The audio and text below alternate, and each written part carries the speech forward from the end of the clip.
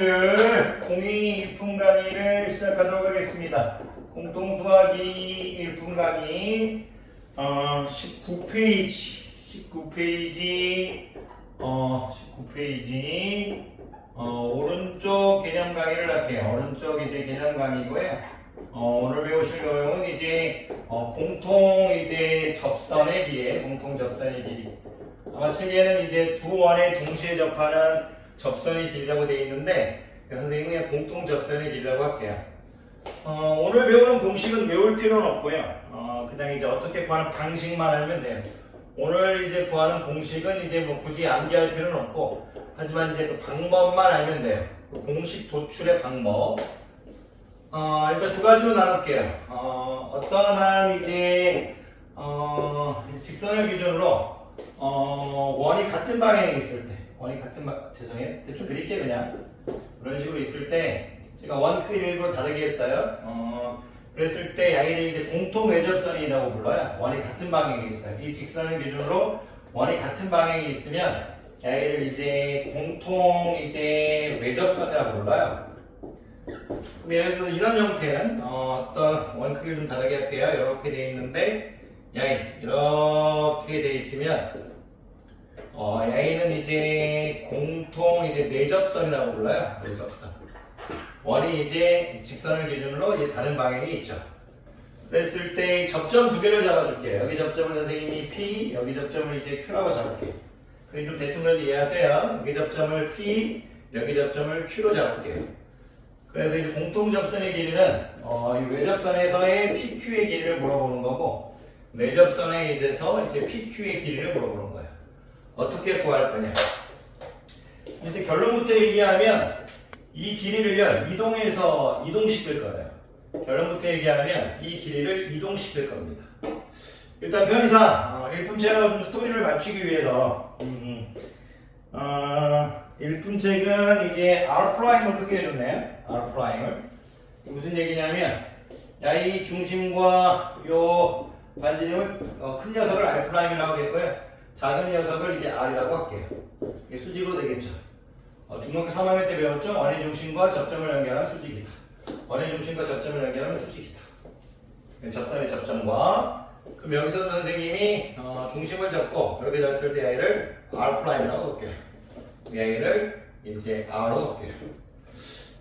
지금 출제자는 이 길이에 대해서 지금 논하고 있고요. 출제자는 이 길이에 대해서 논하고 있어요. 어떻게 구할 거냐. 둘 다 이제 이 길이를 이동시킬 겁니다. 어떻게 이동시킬 거냐? 첫 번째, 이런 생각을 하셔야 됩니다. 이 둘 중에, 요쪽에서요. 요쪽에서 수선 쏘긴 좀 그러니까, 물론 이쪽에서 수선 쏘아서 구할 수도 있어요. 하지만 여러분들 보기에는 이쪽이 편하니까 이 원의 중심에서 수선을 하나 쏘아주세요. 이렇게. 수선을 하나 쏘아주세요. 그러면, 야기가 지금 수선을 쏘는 순간 90도니까 여기도 90도가 되겠죠. 중심에서 수선을 쏘는 순간. 그럼 직사각형이 되니까 이 길이가 1로 이동하겠죠. 이렇게 이동할 거예요. 이렇게. 그러니까 이제 원의 중심이 있겠죠. 중심과 중심 사이의 거리를 D라고 할게요. 중심과 중심 사이의 거리를 D. 그리고 이제 야기는 당연히 직각이겠죠. 요 길이에 대해서 얘기할 수 있죠. 요 길이는 이제 큰 원의 반지름에다가 작은 원의 반지름을 빼. 여기가 작은 원의 반지름 R이니까 여기는 이제 요 길이는 R'-R이 되겠죠. 이렇게. 이런 직각삼각형을 생각할 수 있겠죠. 야기가 D인 거고요. D인 거고. 선생님 야기가 이제 PQ의 길인 거예요. PQ의 길이 이렇게 되겠죠. 또 야기가 이제 R'-R의 느낌인 거죠. 야기의 거리를 우리가 이제 구하라고 했으니까 야기의 거리를 선생님이 X라고 보면 이 X의 길이는 어떻게 구할 거예요? 루트 D의 제곱 마이너스 R'-R의 제곱 이렇게 해서 구할 수 있겠죠. 그래서 이 공식을 외울 필요는 없고 여러분들이 반지름의 차가 이용되는구나. 그리고 이 D를 읽을 때 원의 중심과 중심 사이의 거리다. 이 D가 중심과 중심 사이의 거리다 이거예요. 그걸 제곱한 거에다가 마이너스 R'-R'의 제곱이죠. 피타고라스 정리한 거예요.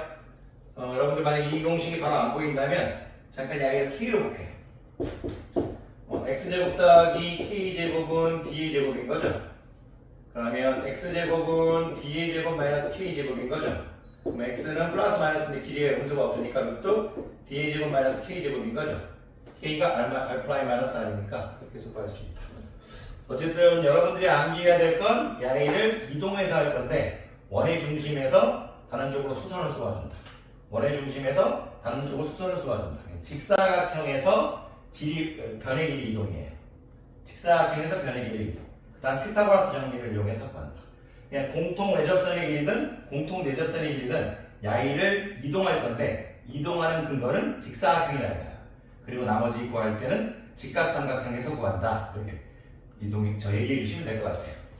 요거 볼게요. 요거는 역시 스토리가 똑같아요. 요 부분은 제가 좀 지울게요. 칠판이 좀 작아서. 여기서 연장선을 그릴게요. 일로 연장선을 그려도 상관은 없어요. 어쨌든 연장선을 그릴 거고요.